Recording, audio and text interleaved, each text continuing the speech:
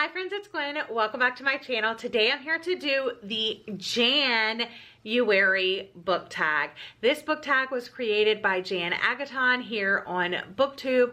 I absolutely love her content, her aesthetic, and I have done this the last few years. I wanted to do it again this year because I also feel it's a good way to just wipe the slate clean and start fresh for a new year.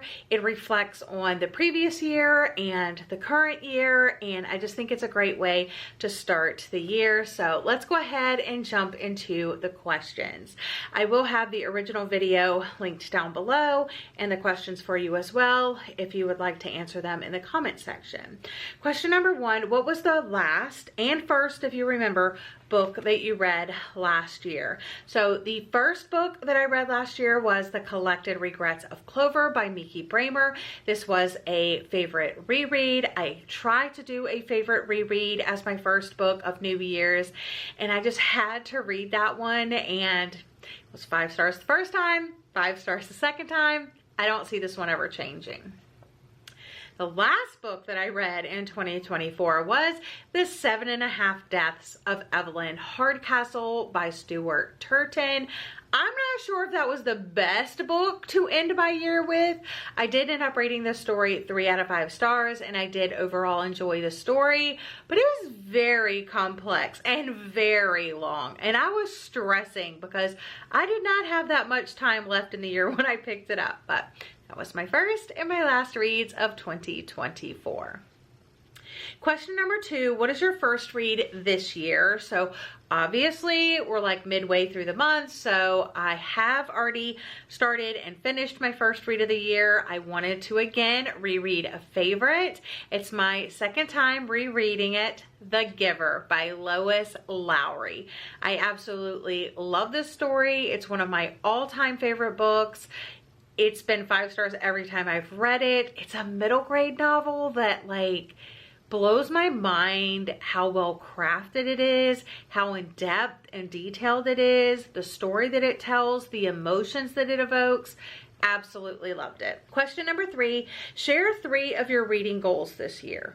Okay, so goal number 1 is to read 4 classics, and I don't read classics often, but I really did want to dive into some that I have on my TBR and just some that I've been collecting, saying like, oh, maybe one day. So I already scheduled one for January, which was Peter Pan by J.M. Barrie, and I'm also rereading Anne of Green Gables this month, but I decided to go ahead and create a quarterly classics book club over my Patreon for this year. So I already have my 4 classics picked out, and I'm so excited. So I'm already making headway on this goal. Goal number 2 is to continue reviews. So for the last few years, I've been doing a really good job. As soon as I'm done reading a book or shortly after reading a book, at least within the same week of reading and finishing a book, I write a review, type it out, have it there, and then I put it all into a document. I do my wrap-ups for my Patreon, and then I transfer those reviews over to Goodreads. And goal number 3 is to DNF more often if I'm not enjoying it, including books for book clubs. That was a big thing for me the past 2 years in 2023 and 2024, is I really wanted to step outside of my comfort zone and read books that I wouldn't normally read. And while I think that is a really good thing to do to grow as a person and as a reader, it really brought down my average star rating because I was pushing through books that I would have normally DNF'd, but because it was for a book club or for it was a discussion, then I would just push through even though I was absolutely hating the book. So if I'm reading a book and I feel like it's going to be less than 3 stars, I'm going to DNF it. Whether it's a classic, whether it's for my book club, whether it's for my in-person book club, whether it's for a discussion that I hope to join, it does not matter. I need to DNF more often because a 3.3 average star rating for the past 2 years is not it, friends. It's not it. Okay, moving on to question number 4, share 3 of your most anticipated titles. So I have been begging begging, silently praying and begging for Taylor Jenkins Reid to write something new. She is my favorite author of all time, even though like her books aren't my favorites of all time, but like I love all of her books. They've all been 5 stars except for like one of them, and she's finally coming out with a new book. It's called Atmosphere, and I'm gonna love it. I already know. So Atmosphere by Taylor Jenkins Reid, Promise Me Sunshine by Kara Bastone, and Love Arranged by Lauren Asher. So absolutely need to read Atmosphere ASAP. Promise Me Sunshine is by Kara Bastone, who wrote Ready or Not, which was one of my favorites of last year, and Love Arranged by Lauren Asher, which is the 3rd book in the Lakefront Billionaire series. So obviously I'm really excited about that because in 2023, Love Redesigned was on my favorites list. In 2024, Love Unwritten was on my favorites list. So I'm hoping this one stands up to the rest of the books in the series. Absolutely. I'm so excited about those 3. Moving on to question number 5. What goals did you reach or not reach? So there's 2 goals that I accomplished and 1 I didn't. One goal I accomplished was to read 100 books. I set my Goodreads goal at 100. I read way more than 100. Very proud of that. And then less hybrid reading. I accomplished that as well. It wasn't as drastic of a reduction as I secretly kind of hoped for, but it was a reduction, and you take the wins where you can.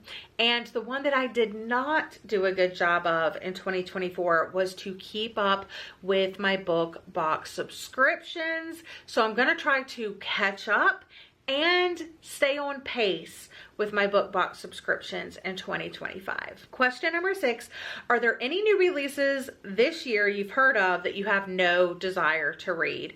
Now, I think this should kind of be like reformulated into like maybe from the genres that you like to read, because honestly, there's genres out there that I don't like to read that are super popular, like Onyx Storm by Rebecca Yarros, or Bury Our Bones in the Midnight Soil by V.E. Schwab, or Catabasis by R.F. Kuang. None of these books am I personally interested in, but I know they're on a lot of people's most anticipated list. So sorry, just don't read those type of books.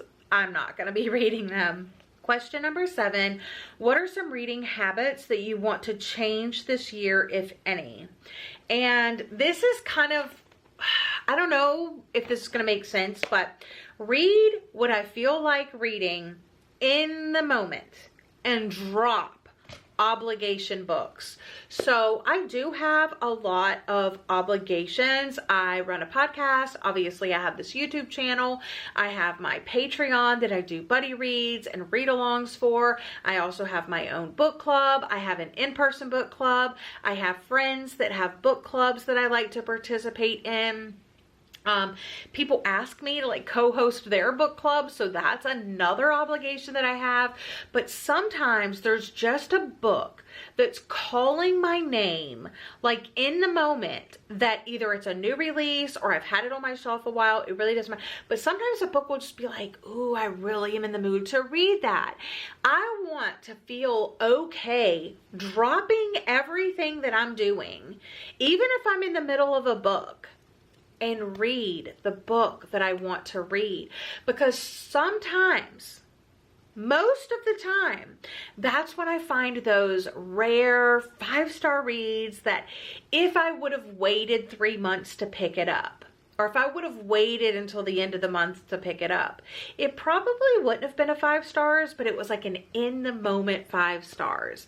And those are my absolute favorites. So I want to drop obligation books and pick up what I'm really feeling in the moment. So even if it's not on my TBR that month, I don't care. I'm picking up what I want to read. All right, question number 8. Are there any adaptations you're excited about? There's quite a few.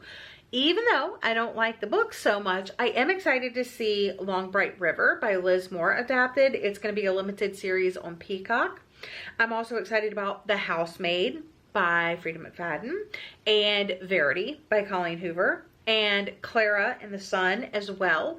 And then, of course, We'll Always Have Summer by Jenny Han. So those are a few of the adaptations that I'm really looking forward to. I hope they all come out in 2025, but yeah, I'm excited about all of them. Question number 9, favorite bookish memory of last year. I have 2, well, kind of 3. Meeting Riley Sager with Jesse and Lena was epic. He's one of my all-time favorite authors, my favorite thriller author. I've read all of his books, and I've talked about him on my YouTube channel. I've talked about him on my podcast. So to actually meet him in person, and it was such a big packed event, and to get my book signed by him, even though I didn't really like that particular book, it was still an amazing experience. I made a whole little trip of it, and it was a lot of fun.